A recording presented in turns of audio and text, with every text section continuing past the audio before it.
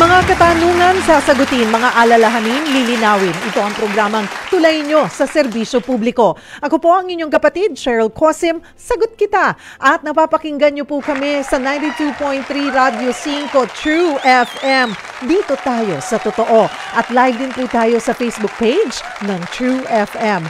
Ang ating tututukan ngayong araw mga kapatid ay ang tinatawag na deep fake. Alam po ba natin lahat yun? Ano nga ba itong deep fake? Isa po itong uri ng scam na gumagamit ng artificial intelligence o AI. Aminin po natin, madalas na natin naririnig yung AI. Pero I'm sure marami pa rin po sa atin ang hindi nakakaintindi. Ano ba yung AI? Kinokopya nito yung mukha at boses ng isang personalidad para makapanloko, kagaya na lamang po ng nangyari po sa inyong lingkod. Panoorin po natin itong video na ito. Hello everyone! Magandang buhay po sa inyong lahat. Ngayong araw po ay pag-uusapan po natin kung ano ang pinakamabisang gamot para sa mga sakit sa atay, apdo at lapay. Kung may sakit po kayo sa liver, gallbladder at pancreas, minor man or malala na, well, ito po ang number 1 recommended ng ating mga doktor at experts, LiveSure Natural Herbals, at more reviews and testimonies at marami na po ang sumubok sa gamot na ito. Sila po ang nagpapatunay na itong gamot na ito ay epektibo. Ang supplement na ito ay nagpapagaling ng mga sakit sa atay, from liver cirrhosis to liver cancer, pancreatitis to pancreatic cancer at bato sa gallbladder. Hindi na kailangan operahan dahil in short time, LiveSure can help you recover sa mga sakit sa liver. Lumalabas po na ang video na yan ay para po sa promotion ng isang herbal supplement. Wala po sa database. Ito po, kinaklaro ko, wala po sa database ng Food and Drug Administration ang produktong yan. Hindi pa po nabubura hanggang ngayon ang post at ngayon ay may halos 150,000 views na po. Pero mga kapatid, ako nalaman ko lamang ito over the weekend and I'd like to thank ito pong netizen na ito for sending me yung link. Ano po, at kung hindi niya na-send po sa akin yung link na yon, eh hindi ko malalaman na deep fake na pala ako. Kaya maraming salamat sa iyo, Roel Tolentino. Ayan, thank you for sending that link. At nung nakita ko nga po, nabigla ako kasi March 30 pa pala, pinost po itong video na ito. Hindi po ako yan, mga kapatid. Pero alam nyo ba, hindi lamang po ako ang nabiktima ng ganyang modus. Maging ang bago po nating kapatid na si Ruth Cabal, na makakasama natin maya-maya lamang, ay makakausap natin din po ang Scam Watch PH para po din magbigay ng kaalaman tungkol po sa deepfake. Inaanyayahan po namin kayong sumali sa ating talakayan. May gusto po kayong itanong, join us in our discussion. Ang ating question of the day, na biktima na ho ba kayo ng online scam? Iba-iba na eh. 'Di ba? Kagaya po nitong nangyari po sa amin. Kung oo, anong klaseng scam yan? At ano ang inyong mga naging hakbang? Alam nyo rin ba kung anong dapat na hakbang na gawin pag po kayo'y nabiktima? Kasi ako, first time, all I did was report it sa Meta. Pero ano pa ba yung mas pwede natin gawin para matigil po itong mga gumagawa ng ganitong deepfake?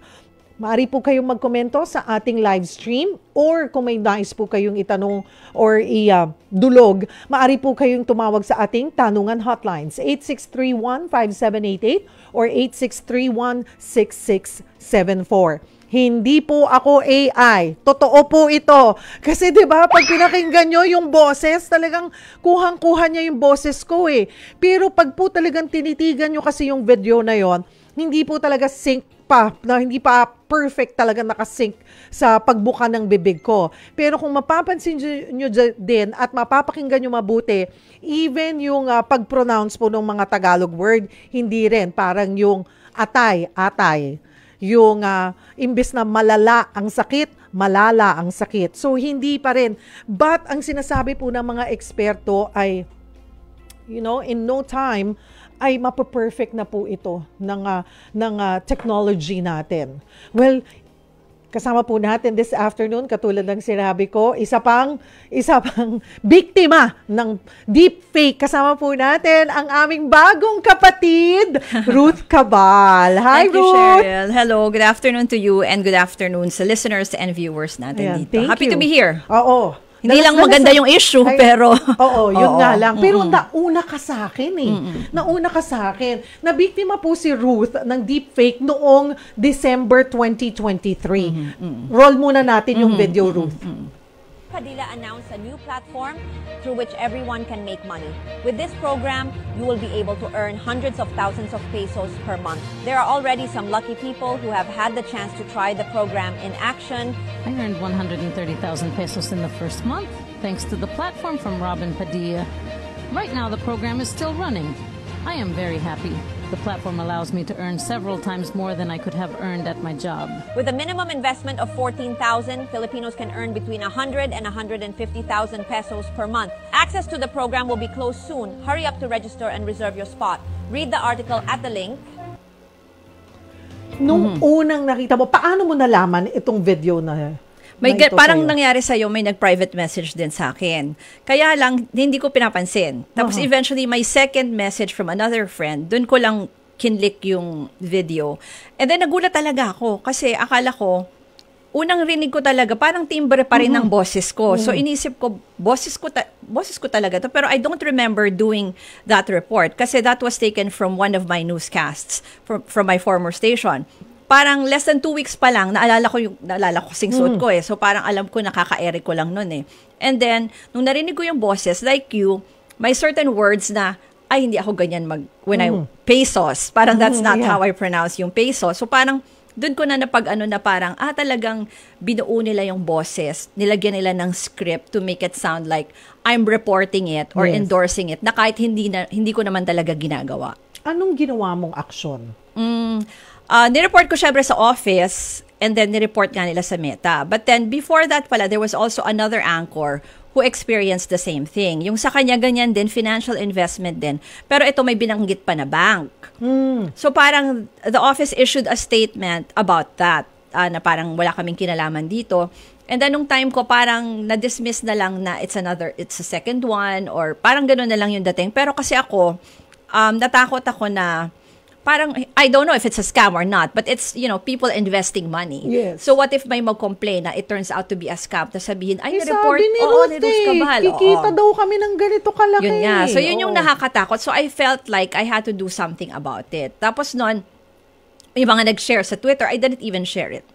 So may mga nag-share, even when I shared it sa LinkedIn, dun din, nag-viral din siya kasi, and my Facebook, kasi, especially sa LinkedIn, because may mga foreign experts or academe na nag-reply or nag-share kasi parang nakita nila na epekto to sa isang journalist na ito ginawa. So parang this is something serious. And then they were reaching out to me na, do you want any suggestions on how to secure your accounts? May mga taga-Harvard pa na na nagvo-volunteer na tumulong. So parang ganun, doon ko lang na-realize na ganun kalaki yung problema and parang kailangan ka lang pagindin yung tao to do something about it, especially here in the Philippines, na medyo, very active tayo sa social media. Okay, nireport mo siya sa Meta. Other than that, did you go sa authorities? Wala kasi, na eh. Kasi ako rin yung iniisip ko, ang naging initial ko rin, nag-Meta ako agad, nireport ko. At talagang na-personal ako sa inis ko. Pumunta ako dun sa link. Yung mga nagtanong, magkano po, how much, ganyan. Sinagot ko hanggat inalawa ko ng Meta. Kasi may certain limit ka lang na pwedeng sumagot, diba? Mag-reply. So talagang nilagay ko, deepfake. Talagang sinagot ko hanggang hininto na nga ako. But then again, after a while, sabi ko, teka, nakakatakot na tong AI na to. Kasi, ngayon pa lang, halos kaya na yung buka ng bibig natin, yung boses natin. Paano in the next few months or years, diba? Mapaperfect na nila. Sa tingin mo, ano ang dapat? Anong natutunan mo dito sa experience sabi na ko to? nga, when it actually happens to you, sabi ko like ako, tayo, reporters tayo, journalists tayo, we ask experts, di ba, DICT, anong gagawin pag naging biktima ka ng cybercrime. Pero pag tayo na mismo yung naging biktima, mismo tayo, parang saan ba ako magre-report? Sa PNP ba, DICT? Exactly. So, hindi natin alam, di ba, syempre yung first natin, yung Meta. And then parang, initially, they would say na, paano to nag-violate ng community standards? Because it can be a legitimate investment program, 'di ba? Parang gano'n. Syempre, even may experience din ako na hindi ko naman page ginamit. 'Di ba parang ang dami mong kailangang proseso para tanggalin nila eh. So parang yun yung nalaman ko na at this point in time, it's still hard to, it's not like a regular crime na nanakawan ka, nawala yung credit card mo. Di ba tatawag ka sa, or nawala yung wallet mo, ipapablatter mo or papahanap mo sinong kumuha ng wallet mo. So, eto parang hindi mo alam kung anong gagawin mo because it's something new. So, na ako, parang iniisip ko nga, anong liability dito ng platform na to, like with Meta? Bakit nila, why are they allowing it?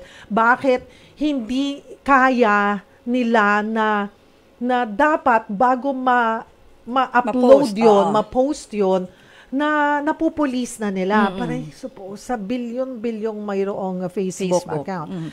But and I think they should be liable Na-realize ko rin also yung effect sa parang comment tao. Kunyari, meron ako my sister, she's not really active on social media. Parang, nung nakita niya yun, napaka-comment lang siya na, kaya pala may mga artista na ine-endorse yung ganitong. I mean, so there are people who would think na tunay na artista nag-endorse ng skin products or whatever. So parang yung mga taong hindi masyado educated or hindi masyado aware, my own sister na akala niya baka yung artista talagang in-endorse yung, 'di ba, yung lotion or something. So iniisip niya kaya pala nung nakita ko in-endorse ni ganito yung. So hindi mo na alam ngayon kung anong totoong endorsement, anong hindi. And then yun nga parang yung binabanggit mo that social media platforms really have to step up, no? Diba?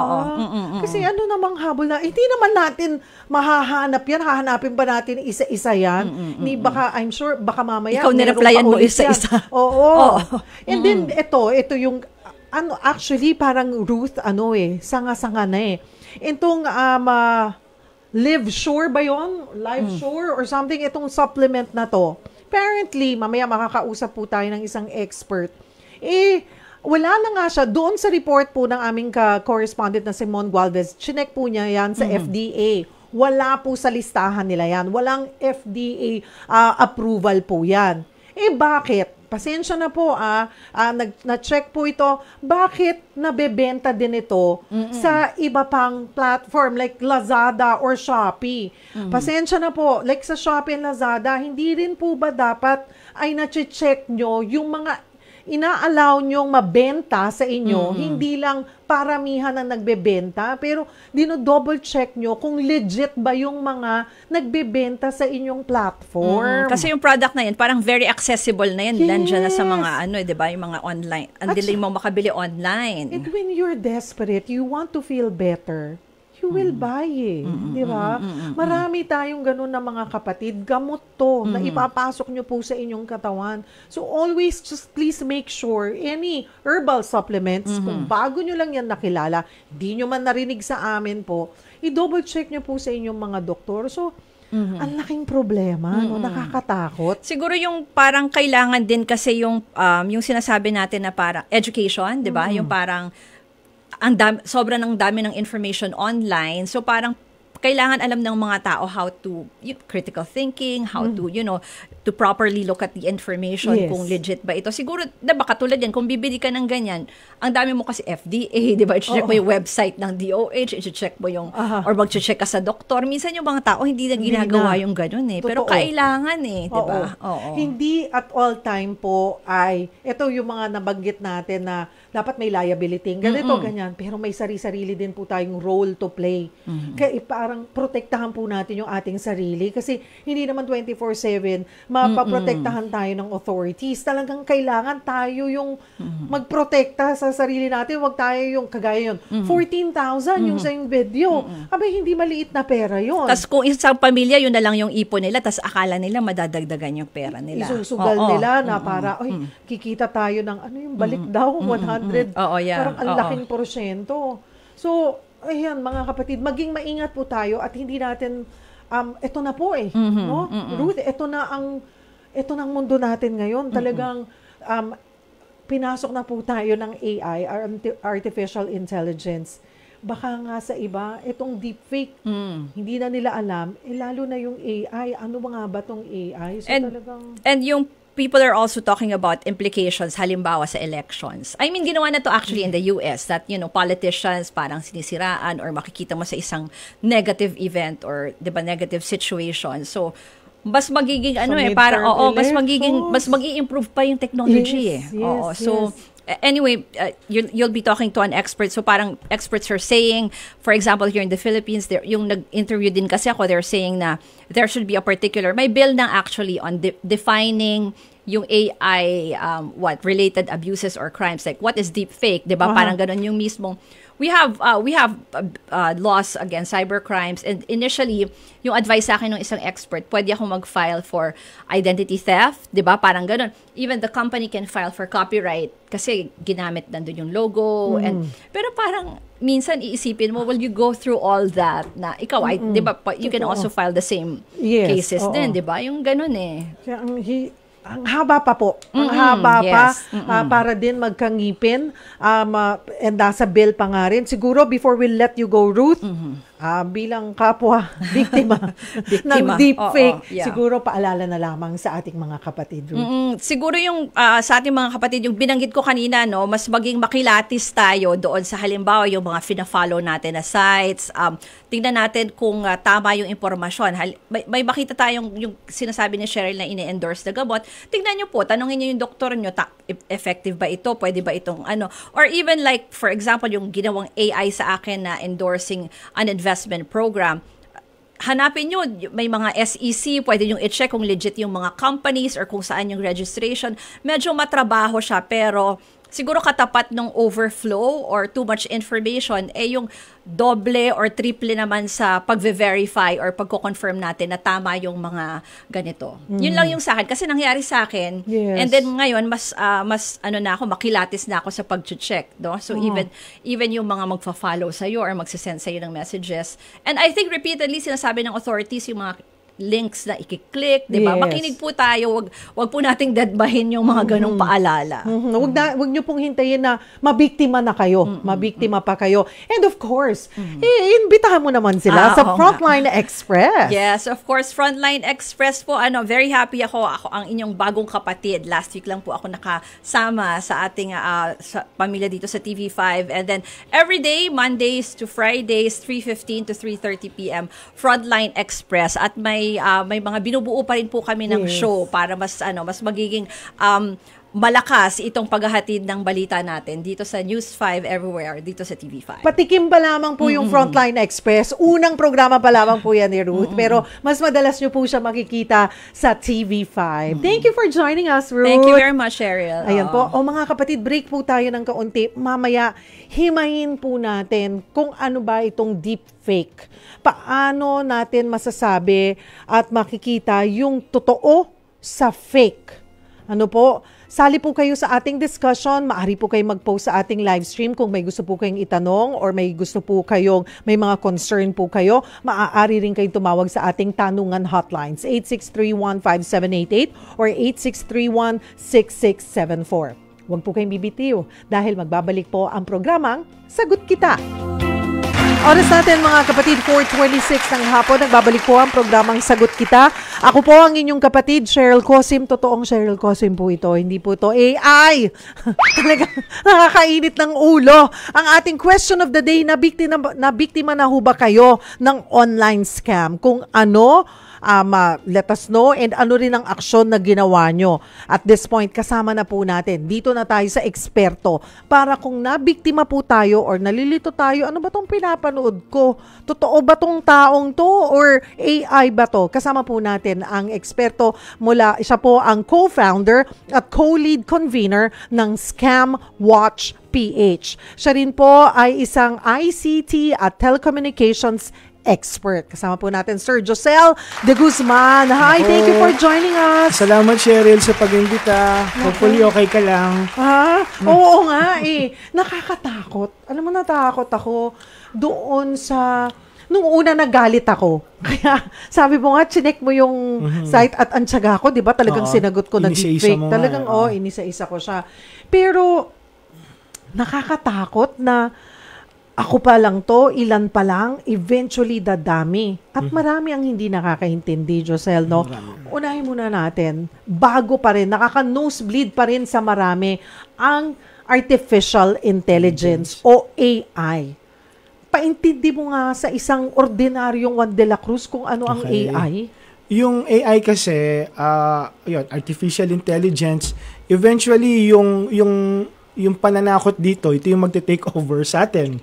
Parang Terminator, di ba? Pero ngayon kasi nasa stage tayo ng AI na tinatawag na generative AI, kung saan pwede mo nang utusan yung computer. Sample, gawan mo ako ng news story. Gawan mo ako ng term paper. Ito yung mga facts. Okay? That's writing. Nag-advance pa. Ang kinakatakot ngayon ng lahat ng mga content creators at yung mga ibang studio globally is gawan mo ako ng scene na naglalakad ang isang Pilipina sa Tokyo na umuulan, na mahangin. Kaya nang gawin ng computer yon. So ngayon, itong deepfakes naman na sinasabi, nagsimula kasi yan sa Hollywood. Kung napansin nyo Forrest Gump, di ba? Nandun na yung mga luma, sa una pa to.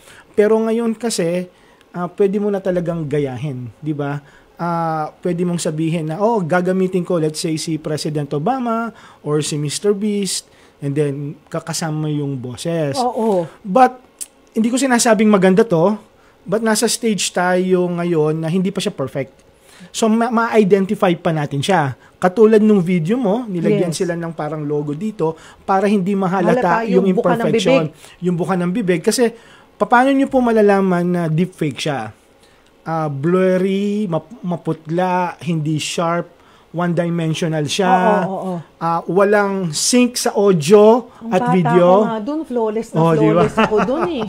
So, even sa US, ganun yung sinasabi nila kasi nagkaroon ka ng parang malapit na yung election ngayon. So, both sides gumagamit ng AI para magsiraan. So, both sides. So, yun din yung common, blurry, maputla, kumpara mo sa original, di ba? At the same time, yung mata. Yung mata, hindi siya, unnatural siya, ika nga. Nakaganon lang siya, pumipikit ka lang. Pero hindi siya gumagalaw ng... So, yun yung tatlong palatandaan para makita mo na AI. Ang problema kasi kung bakit din maraming nai-scam sa atin, even sa fake news, ang problema kasi, yung mga kababayan natin, lalo na social media capital of the world tayo, tinitingnan na lang natin yung mga nakikita natin sa feed. So hindi na natin sila chine-check. Kasi madali lang naman malaman dapat yung isipin, karamihan ng biktima ng deepfake sa Pilipinas as of now, yung mga celebrity o yung may mga followers, mga journalist, mga public figures. Sila yung unang target, sila yung unang magiging victim ditong deepfakes. Wala pa ito doon sa mga personal na may video call ka, wala pa tayo doon. So itong mga celebrities katulad kayo ni Ruth, 'di ba? Even si Secretary Ted Herbosa, si Dr. Willie Ong, 'di ba? Chingkitan.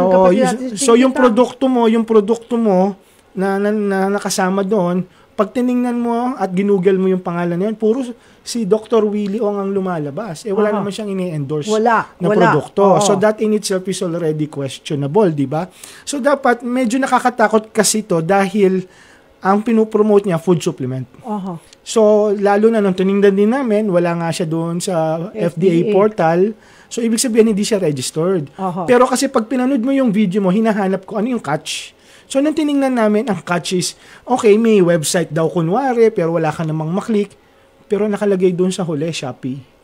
So, nabibili na available, possible? So, pag tinype nyo yun, nasa Shopee siya at Lazada. So, iba-iba, ang daming sellers, magaganda yung mga review sa food supplement. Tapos, nakalagay pa sa mga ibang page, FDA approved. So, medyo doon pa lang nagkakaroon na tayo ng problema. At isa pa rin nating titingnan, other than the fraud itself, the fraudulent act, may violation din to sa tinatawag na trade practice. Kasi you're not really endorsing this. Yes. Although it's a real product, the product exists, although we cannot trace kung sino siya, and it's fake. However, yung mga ibang magiging victim ng deepfake, kapag let's say may companies or kahit na gumamit sa image nyo, in other words, madali nyo silang mahabol. Dalawa kasi lagi yung sa scam The first one is, kilala mo kung sino yung nang biktima sa'yo. So, katulad yan yung mga Taylor Swift ticket, kilala nila, maraming na biktima. Yung 95%, hindi mo kilala. Katulad nung nangyari sa'yo. So, in this aspect, dahil hindi mo siya kakilala, kapag nangyari po ito sa mga ibang celebrities din at sa mga public figure, ang una nyo pong gawin is, tumakbo po tayo kaagad sa Cybercrime Investigation and Coordinating Center. Meron na po kasi tayong hotline. CICC. CICC. Under po to ng DICT, meron po tayong hotline. Ito ang Interagency Response Center. Okay? Under po to ng DICT, CICC, National Privacy Commission, at National Telecommunications Commission. 1326 po yung hotline. 1326. Apat na numero, 1326. Tuwing may kampanya po kami, yung 12 Scams of Christmas, yung Love Scam, at yung Travel Scam na nilabas namin, 1326 pa rin po yung pinupush namin. Kung sakaling hindi po kayo makatawag sa 1326, kasi marami nang tumatawag, although 24/7 yan, pumunta po kayo sa scamwatchpilipinas.com using your mobile phone. Doon po, meron pong mga buttons. Yung unang button, 1326, idediretso niya yung phone mo para tumawag doon. Yung pangalawa, CICC chat. Then may 3 pang numero. So doon sa 3 numerong to, mga mobile numbers na to, kung naka-globe kayo, pindutin nyo yung globe. Kung naka-smart kayo, pindutin nyo yung smart at dito. So marami pong channel. So ginagawa naman po lahat ng gobyerno, tinutulungan po namin yung gobyerno para at least alam ng mga tao saan tatakbo. Kapag may suspect na po kayo, kapag victim na at naging biktima kayo ng scam, PNP, NBI, kapag massive scam. Pero kapag wala pa po kayong suspect, at pag may nakita po kayong mga akala nyo suspected scam mga post, pwede nyo rin pong i-report sa chat. O eto yung nakita ko, or pag may nagpadala sa inyo na eto po yung link, pwede nyo pong gawin yun. Kasi ang ginagawa ng CICC, tandaan mo, yung krimen ngayon, ang ninanakaw, information. So ang ginagawa rin ng gobyerno natin, dahil is meron na silang tinatawag na digital forensic, kailangan din nila ng maraming informasyon, maraming data. Ito yung ginagawa nila. Pag nag-report ka sa 1326 at isipin mo wala namang mangyayari, kasi ang common mistake ng mga tao, pag na-scam sila, tinarget sila. Hindi po. Yung mga natatanggap nyo pong SMS, email addresses at mga sa messenger, random po yan. Syndicated siya, organized crime. So ito po ay base doon sa mga nahuli ng mga otoridad natin mula last year, 'di ba? Yung isang malaking parang pogo sa Pasay, sa Las Piñas, sa Iloilo, sa Tarlac. So ito po yung mga multi-level floors, yung sa Pasay po 600 po yung nahuli doon, 400 Pinoy, 200 Chinese Indians. Tapos 25,000 SIM cards yung nakita, may mga computers. Sa SIM cards na yon, yung e-wallet nagkakalaman ng 50,000 to 100,000. So billion na yon, pera ng tao yon. So ano po siya, syndicated po siya. So kung iniisip po natin minsan sa galit natin, sino kayang gumawa sa atin ito? Hindi po. Ang kailangan nyo po, i-report po natin kung naging biktima kayo, kasi po yung information po na ibibigay nyo, yung numero, yung email address, makakatulong po to sa CICC para maimbestigahan at mahuli yung mga organized crime. Josel, paano tayo nakakasiguro? Lahat ba ng ganito nakikita natin ay syndicated, organized group ito talaga, or one individual can do this too? Kasi kagaya yung sa akin, gamot eh. Tapos, nung tinrace nyo pa nga, again, available po ito sa Lazada at sa Shopee. So, may mga reseller. So, saan sila kumukuha ng ibinibenta nila? Na dapat ito, pag naimbestigahan, dapat pati yung nagre-resell, nagbebenta, may liability. Kasi hindi lamang fine na wala silang kinalaman sa paggawa ng aking video, pero para magbenta po kayo ng walang FDA approval, abay, mali na po yun. Yes. Actually, kausap ko nga kanina yung Ad Standard Council, di ba? Kasi bago ka makagawa bago ka makapagbenta ng produkto, kailangan mo ng FDA license. Kailangan approve ng FDA yan. Bago ka makapaglabas ng mga commercial tungkol sa mga food supplement, gamot, at mga gatas, yung Ad Standard Council, mahigpit yan. Kailangan mo rin ng permit bago ka makapaglabas. So, in this aspect, yung nakita namin sa inyo, kaya medyo nag-alala din kami, yung LiveSure na to, ulitin ko po, yung pangalan po, LiveSure, wala po to sa FDA at gumagamit po sila ng deepfake. Ilan pa kayang mga food supplement ang wala sa FDA? Exactly. Pero bakit tinatanggap ng Shopee at Lazada? Nagtatanong lang naman po ako, Shopee and Lazada, ha? Kasi syempre, sa inyo kami pumupunte. Pag may kailangan kami, dyan kami naghahanap. You make things easier for us pag yung walang panahon na talagang bilhin. Pero kung hindi nyo rin po kami po protektahan ng mga consumer and you allow products na kagaya nito, lalo na may kinalaman sa kalusugan, na mabenta po sa inyong mga platform, paano namin kayo pagkakatiwalaan? Actually, yun nga yung problema, hindi lang dyan. Pati na rin, let's say, may partnership din kasi sa DTI. Although magkaiba naman kasi yung ini-scam ka na from the very beginning. Yes. Iba naman kapag, let's say, hindi tama yung produktong binebenta mo. So, in this case, yung nakikita namin dito, si Lazada at Shopee kasi, pag tiningnan mo yung tinatawag na merchant acquisition policy nila, basta makapag-submit ka lang ng documents 1, 2, 3, pwede ka na magbenta eh. Kaya gumawa sila nung special na legitimate last mall, 'di ba? Parang hinuhugasan nila yung kamay nila na pagdating sa iba ay hindi pag lumabas ka. Kasi ang ginagawa pa ng mga scammer sa loob ng Shopee at Lazada, bibigyan kitang mas malaking discount, magbayad kang diretso sa GCash. So in that aspect, although si Lazada at si Shopee, kapag ni-receive mo na, doon lang nila i-release yung pera, although marami pa rin yung niyayaya kang lumabas. Tapos mawawala na sila. Na dapat, ang magbabantay dyan at i-call yung attention ng DTI, i-call ng attention ng DTI ang attention ng Lazada at Shopee. Ang siguro, ang dapat namin gawin dyan, ang gagawin namin, kasi eventually magkakaroon din kami ng partnership with DTI, is isama yung mga Lazada at Shopee at yung mga iba pang e-commerce site para mag-educate din, di ba? Yes. At the same time, mag-self-regulate din sila. Oo, hindi lamang po paramihan na nagbebenta or kita.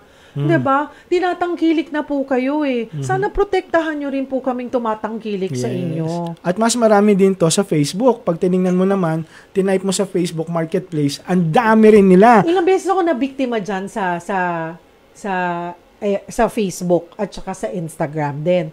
So, nung nagkaroon na nga ng Shopee at Lazada, dito na ako. Kasi mahahabol ko. Protected ako. Ganun ang thinking ko. So, I moved to Shopee and Lazada.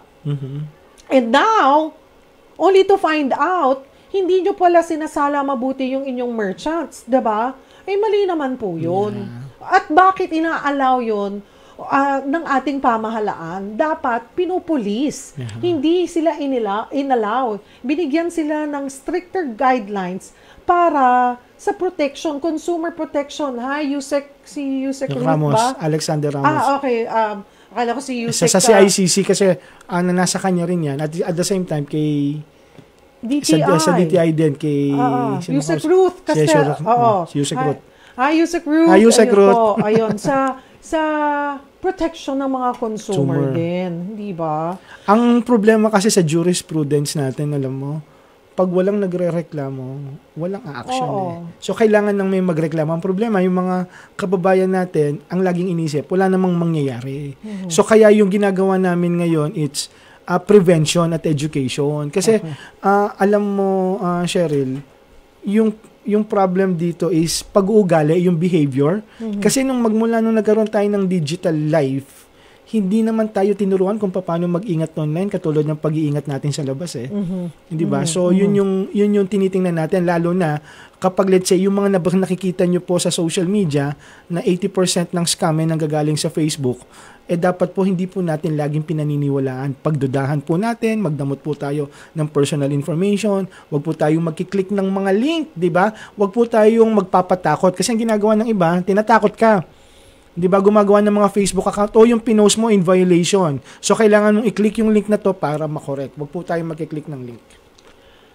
Mga kapatid, break tayo ng kaunti sa ating pagbabalik. Mas pag-usapan pa po natin ano yung mga dapat gawin, hakbang ng mga biktima po na tulad ko. Paano kung anonymous o hindi nga alam ang pagkakakilanlan ng suspect, saan pwedeng magsampa rin ng reklamo. At para mas may nagagawa nga ba? Pag ba nag-report, may mga aksyon nga bang ginagawa talaga ang ating pamahalaan? Maari po kayo mag-post ng inyong mga concerns sa ating live stream or tawag po kayo sa ating tanungan hotlines. Patuloy nating makakasama si Sir Josel. Kung kayo po may mga tanong, abay post na po kayo or tawag na po kayo. Huwag kayong bibitaw, magbabalik ang programang Sagot Kita.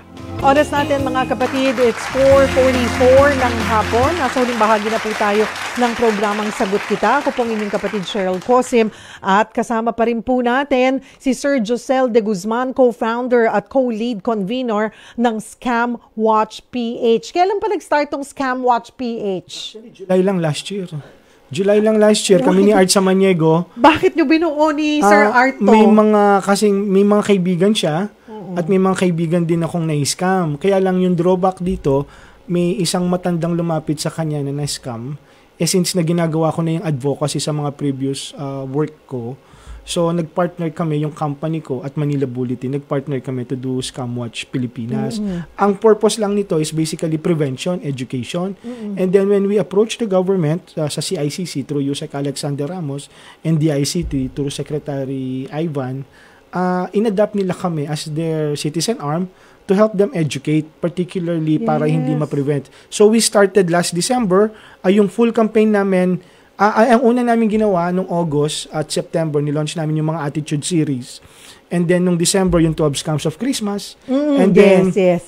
And then yung love Unmatch PH, yung Love Scam. Love Scam. At yung recently na nakakatuwa naman, kasi hindi na lang kami DICT, kasama na rin namin dito si DOTR, SAIC, LTO, sa Travel Scam. Sumama din si DILG at yung PNP. So, hopefully, lumaki pa kami. Yung susunod naming lalapitan dito, may utang pa ako sa kanila, yung Department of Migrant Workers, kasi karamihan ng mga nabibiktima ay mga OFWs, investment scam naman. So, and then hopefully makagawa din kami ng kampanya with SEC, kasi karamihan ng mga nabibiktima ngayon na malalaki, investment. So, lalapit yan, kung personality, meron pa kaming instances na medyo content creator siya, and then siya yung nag-offer na mag-invest ka sa company ko, and then nag-invest, ngayon nasa 200 million yung tinakbo niya. So, yun din yung tinitingnan namin, kasi pag nag-invest po kayo, eto po siya, yung government po, yung SEC, meron po siyang website, Check with SEC. Okay, i-google nyo lang po yun or i-download nyo yung app, and then i-type nyo yung pangalan ng kumpanya. Tatandaan nyo, pag investment, hindi lang sapat na lumabas yung pangalan ng kumpanya. Doon sa ilalim, mayroong tinatawag na secondary license. Doon sa secondary license, pag wala sila noon, hindi po sila pwede mag-offer ng any form of investment or financial services. So makikita nyo po yun sa app. Yun po yung unahin, kasi mas malaki po yung mga nakukuha sa mga investment scam. Dahil kukunin yung load mo, mag-invest ka ng 100,000, 500,000. Dapat, pag gusto nyo pong pumasok sa investment, pag-aralan nyo po anong type of investment. Ang pasukin nyo po yung mga regulated. Ito po yung mga securities, stocks. Yung crypto po, iba po yan. Nako, Diyos ko, kailangan po ng matinding pag-aaral dyan dahil yung nature mismo ng crypto, hindi po siya stable. So, iba po yung risk. Iba pa yung risk kung totoo yung nag-o-offer sa inyo. At wag po tayong magbibigay ng pera sa individual. Lagi po sa kumpanya na registered sa SEC. Puntahan po natin ano yung mga dapat gawin hakbang. Ulitin natin. Actually, ayaw na natin sanang umabot na magrereklamo. Ang gusto po, that's the point po ng grupo po nila Sir Josel, na hindi na mabiktima ng kahit na anong uri ng scam. Kaya lang, kung kunwari na biktima na, ako biktima ng deepfake. Pareho lamang ba ang aksyon pag nabiktima ng ibang klase ng modus or scam sa pagre-report? Okay. Sa pagre-report, ang una po natin gagawin is mag-report po tayo sa authority. Ngayon po, kapag let's say scam yan at meron nakuhanan po kayo ng pera, tatapatin ko na po kayo most of the time. Hindi na ibabalik. Hindi na po may babalik ang pera nyo. Wala na po yun. Ngayon, bakit po kayo kailangang mag-report? Kasi, kung ang iniisip nyo po, tina-target kayo ng isang individual, uulitin ko po yung sinabi ko kanina, mga syndicated po to. Random po yan. Random po. Kaya po, kapag po may man nag-message sa inyo at may nag-leak, di ba? Wag po na, magduda po tayo. Lagi po tayo magduda at mag-double check. I-double check natin saan to nang gagaling, di ba? Wag tayong basta-basta maniniwala kasi yung mga kababayan natin masyadong gullible, lalo na yung mga gustong kumita. Saka alam nyo mga kapatid, tama ba ako, Sir Josel, na pinag-aaralan nila Alam nila na ikaw ang tatargetin kasi pinag-aaralan nila yung behavior mo sa mga social media. Especially pag masyado tayong ma-post. Yun. Nakikita nila, tama ba yun? Ang nangyayari kasi rito, sa sample lang ko kayo kung paano pag ginagamit yung AI, lahat ng mga nakikita nyo random. Hindi tayo tina-target. Pero, halimbawa, sasabihin ko sa AI, generate mobile numbers starting with 09185. So, lahat ng mga 09185 lalabas. Ang mangyayari dito, padadalang ka ng mga messages, kahit na may registered na SIM card registration law na, pag sinagot mo yon, ibig sabihin, active yung mobile mo. Pag active yung mobile mo, padadalang ka ng link. Ganun din po sa Facebook. Bakit kayo napag-aaralan? Kasi kapag nag-click ka na ng link at nagbigay ka na ng password, ibig sabihin, nahack na yung account mo. Pag nahack na yung account mo, doon nila pinag-aaralan yung mga messages. So, tinitingnan nila ano yung mannerism mo, paano mo kinakausap yung sa chat group, paano mo kinakausap yung taong to. Meron tayong kaibigan sa media na nabiktima rin. Akala niya kapatid niya nung December. So, pinadalhan niya ng 15,000 sa e-wallet. And then, after 15 minutes, doon niya nalaman na nahack pala yung account. Kasi pinag-aralan kung paano, di ba? Na hindi mo alam na nahack ka na pala. Hindi mo na alam na nahack ka na pala. At nakapag-message. Kasi, kaya siya tinatawag din na scamdemic. Kapag nahack yung account mo, yung Facebook mo, yung mobile mo, ang una nilang tinatarget, yung mga pamilya mo. At yung mga kaibigan mo. So, lalapit na yan, uutang na, di ba? Suddenly, may mga drama pa yan. Yung pinakamabilis, kahit na kaibigan nyo, kahit na kapatid nyo, pag sinabi, pautang, 20,000, ibabalik ko mamaya. Siyempre, ikaw naman, ibabalik din mamaya. Ano ba naman yung makatulong ka? Tawagan nyo po kapag pero may umuutang. At sa mga umuutang, wag na po tayong umutang via messenger. Tawagan po natin o puntahon po natin kung talagang nangangailangan tayo kasi dapat doble duda tayo. Kahit kapatid mo, asawa mo, nanay mo, pag umutang sa messenger, pagdudahan mo na. Ayan, mga kapatid.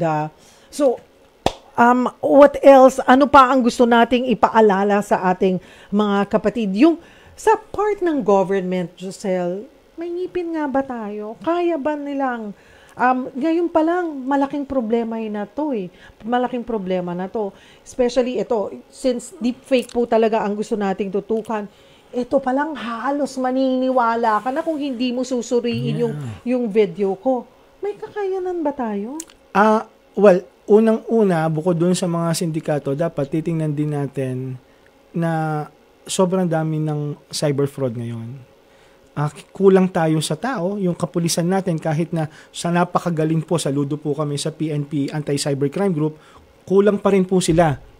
Kasi pag pumunta po kayo sa mga probinsya, nag-report kayo, kailangan pa po nila ng kakayanan paano mag-process ng mga cybercrime. Particularly online scam na walang suspect. So, ganun din po yung NBI natin at ganun din po yung sa CICC. Pero ang ginagamit kasi natin ngayon, gumagamit na tayo ng technology, kaya nagkaroon ka ng 1326. Hindi pa sila yung enforcement Data gathering sila Kaya sila Cybercrime Investigation and Coordinating Center. So, ang ginagawa nila, lahat ng mga nire-report yung data, tinitingnan nila yan. And then, kapag nakakuha sila sa forensic investigation, nakakita sila ng pattern, they can actually locate kapag yung mga similarity, kaya ang dami ring mga na-raid. Halos buwan-buwan, kung napapansin nyo po sa mga balita, may mga nare-raid na mga pogo type, di po ba? Yan po yun. At yung mga kung individual man po yung mga nang-i-scam, mas madali pong mahuli yun kasi hindi sila pulido magtrabaho. Okay. Pero, kanina nabanggit ko sa beginning of yung with Ruth Cabal, may liability ba or paano itong platform na to, like Meta, diba? Bakit nakakalusot? Ngayon nagtitiwala ka. Siyempre, ano ba naman ang kakayanan ng isang individual na paano na lumaban over these this ganitong mga scam or modus or this deep fake. Katulad nga po sabi ng CICC, 80% ng mga scam nanggagaling sa Facebook. Ang problema po dyan, wala po silang opisina rito sa Pilipinas. Nasa Singapore po. At yung problema po sa Meta, in terms of scam, fake news, it's a global problem. Kaya sa US talagang kinakastigo po si Mark Zuckerberg. Dito po sa Pilipinas, ang strategy po ng gobyerno natin para mahabol po natin yung mga big tech na ganito katulad ni Facebook, Google, X. Nakikipag-coordinate po yung DICT sa counterpart nila sa Southeast Asia. So yung ASEAN, para magkaroon tayo ng boses katulad ng EU. Kasi kung iisipin mo, yung mga big tech katulad ng Apple, medyo ang hirap habulin yan Pero nagkaroon kasi ng milestone kung saan, naalala mo yung charger ng iPhone? Di ba ngayon USB-C na? Yes. Yeah, kasi EU yon. So yung EU yung nag-regulate doon na kailangan pareho. So we're coming from that, ganun din ang ginagawa ng gobyerno natin through Southeast Asia para mas malakas yung boses natin. Okay, well, dito po tayo sa mga komento ng ating netizens. Matatapos na pala tayo, Sir Josel. Ang bilis. Ito, si Mike Mendez, hindi po ba dapat na detect ng Facebook mismo kung AI-generated ang video? Yung mga copyright nga, na-detect Oo nga! Tama ka dyan, Mike! Actually, yung gagawin ng Facebook ngayon, maglalagay sila ng detection na AI-generated yung content. At least man lang sabihin. AI, yun parang disclaimer. Yun yung gagawin nila. Ang problem kasi sa Facebook, hindi nila nire-regulate yung mga scam. Minsan alam ng mga scam kasi mas importante sa kanila yung freedom of expression. So, freedom of expression, panloloko. Kakatulad yung may mga request, marami rin pong request yung CICC na lumalapit din po siya sa Facebook. Hopefully po mapansin din po sila. Okay. Si Rodelyn Lopez, madami na pong scam sa social media kaya para po hindi tayo mabiktima pag too good to be true. Yes, ang inaalok at sinasabi sa endorsement, wag mo nang pansinin or wag ka na mag-comment para hindi ka na matangay sa matatamis nilang pananalita. Lagi po tayong mag-iingat mga kapatid. They won't reply publicly. I-direct message kanila Tatrabahuhin kanila. Tapos doon na nila aalamin kung paano ka magsalita, paano ka sumagot. Oo. Okay, si Maria Lourdes Nercua, grabe po talaga mga manluloko ngayon, kaya dapat magsuring mabuti. Ako po, FB ko, na-hack, nakakalungkot. Yan, yung mga na-hack na Pag po na-hack yung Facebook nyo, tawag po kayo within 24 hours. Within 24 hours sa 1326. 1326. Kasi pag na-hack po yung Facebook nyo at hacking yan, basta walang pera, hacking lang, tutulungan na po kayo ng mga tao sa IARC, sa CICC, kung paano ma-recover. Ayan. Si Jorn Danipog Capiendo, pati si Doc Dex. Yes, Doc Dex Makalintal, biktima po ng ganyan. Si Doc Willie Ong at si Doc Liza Ong, talagang yung mukha nila. Alam niyo po doon sa produkto na ginamit ako, doon sa AI, nakalagay doon, to order, click this. Pag sinubukan ko, tinignan ko, mukha ni Doc Willie Ong at Dr. Liza Ong, sila yung mga nakalagay, nakapaskil doon sa photo na yon na itong Live Sure. Huwag niyo pong bibilhin yan. Live Sure. Live Sure. Nakita po, meron ba yung bote, Ayen? First, hindi po siya approved ng FDA. Kahit makita nyo yan sa Shopee at Lazada, huwag nyo pong bibilhin. Maglalabas po kami ng statement bukas para po wag tangkilikin ang Live Sure at i-call out din yung Lazada at Shopee. Iano nyo ako. Sasabihin kita. Sabihan nyo ako at ipopost ko po yan. And calling again, kami po'y nananawagan sa pamahalaan like with DTI and also Shopee and Lazada. Sana naman, sabi nyo nga, kayo na magpulis na kayo ng sarili nyo. Huwag nyo na pong hintayin, pinapayagan naman yan wala naman yan, hindi naman yan nakalagay doon sa guidelines ng pamahalaan So we could do, that's okay. Wala kaming liability dyan. Mag-self-police na po kayo.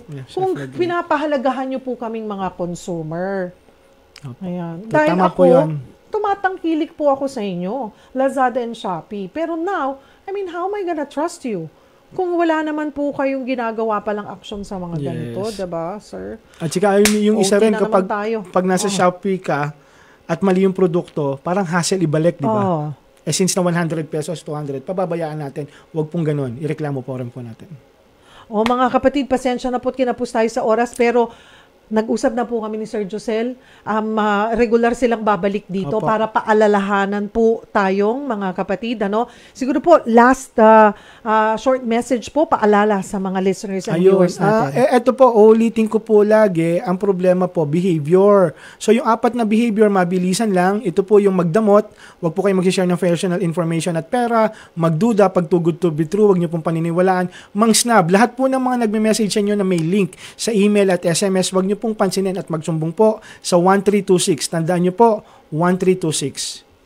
Marami pong salamat, Sir Josel De Guzman, ang co-founder at co-lead convener ng Scam Watch PH. And sa website, kung gusto nyo pa pong mas matuto, I'm sure marami po kayong mababasa dyan. Naku, eksakto 5:00 in punto. Ibig sabihin, OT tayo. Diyan po nagtatapos ang isang oras na tanungan at sagutan. Bukas po magsama-sama tayo muli dito sa programang Tulay Nyo sa Serbisyo Publiko. Ako po ang inyong kapatid, Cheryl Cosim. Sagot kita.